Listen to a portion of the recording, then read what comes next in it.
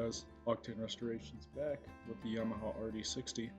Today we're going to be cleaning up the engine, the frame, getting both of those painted, and then cleaning up and polishing the rest of the metal pieces on the bike. So like the exhaust, the wheels, shocks, everything like that. So that's what's in line for today.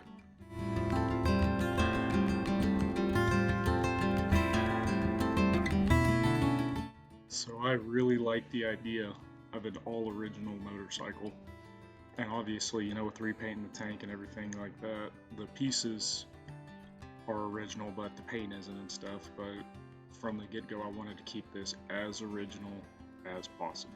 You know, I wanted every piece that I could save, I wanted to save. So since this chain wasn't binding or anything like that, I'm just doing my best to clean it up as best as I can and to try to save it. Like I said, I want all original as best I can. Another thing, so on my profile, I also have non-narrated versions. If you just want to listen to the music and watch the time lapse, just to, you know, kind of relax and watch a restoration, I also have those too. But so here I'm using degreaser and cleaner just to get all the gunk and stuff built up that's been built up on the frame and the engine. Also pressure washed the bottom of the engine after sealing everything off. So this is just letting it soak for a little bit and then hitting it with the turbo nozzle and using simple green, purple power, and some foaming degreaser. Just doing the best I could. So here's painting off the engine and getting it ready to, here's taping off the engine and getting ready to lay some paint down. Also taping off the frame right here too.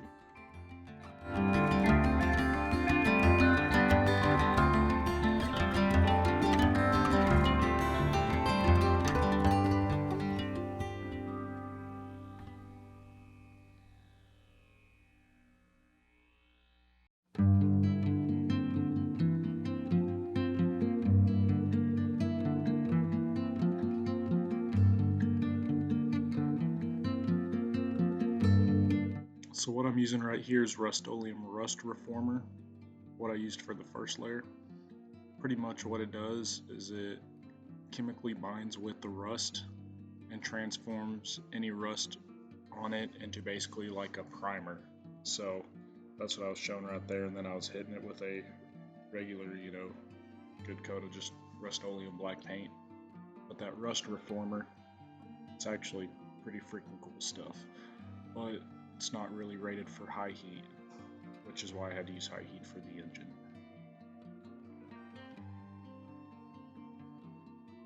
My one regret is that I didn't use engine enamel. They have engine enamel with ceramic and spray paints, but the only thing is you gotta heat them up to like 250-ish degrees to basically get the ceramic coated on there. I would have done that this time, looking back on it, but you know, I still really haven't had a problem. You know, I do take care of the motorcycle and everything like that, but if you do, you know, spill gasoline or brake fluid or something, that enamel and with the ceramic in it would just last. You know, it'd be more durable versus the chemicals. So that's my one thing. I'd use a good engine ceramic or powder coating even, but you live and you learn, I guess.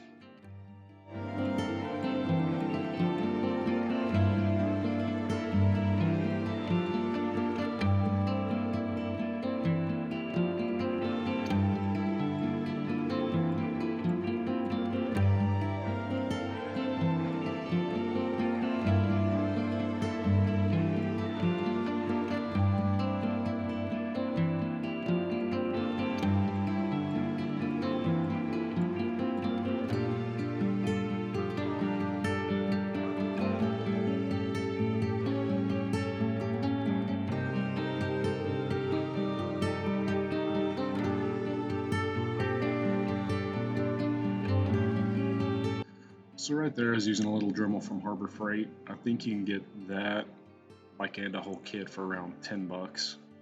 So I've got a better Dremel now, but that one was perfect for just hitting the spots of heavy oxidation, and then following up with Blue Magic metal polish. I was also using steel wool to get some of those heavy oxidation spots out, but if I was using steel wool, I figured I might as well use like a brass bristled wire brush like I am right here, because it's not near as hard as the steel. It's not scratching it. You can't even really see the scratches or anything in it. It was really awesome for the exhaust. On the exhaust, there were two pieces where I had to use JB Weld. They had just a little hole built up in them from over time, so I sanded the area around it. You can't even see it now, but it was on the inside of the tank, or the inside of the exhaust, like the side towards the bike. So again, here I'm just cleaning up these again, and it is crazy how big of a difference this metal polish and just getting after it really does make. Just putting some elbow grease into all the pieces, and it was easier once they were disassembled. You literally just pick up the piece, roll it around in your hands with some metal polish and steel wool for a little bit. Comes out looking new.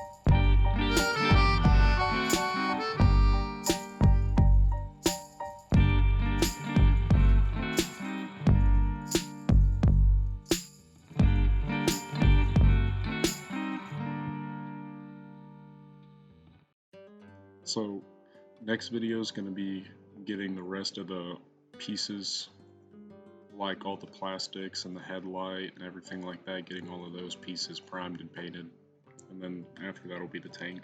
So, but thanks for watching. If you haven't checked out the other videos, check out the other videos. Again, if you don't like the narrated versions, I have those on. I have the unnarrated versions on my channel too. If you just want something to relax. But thanks for watching and stick around.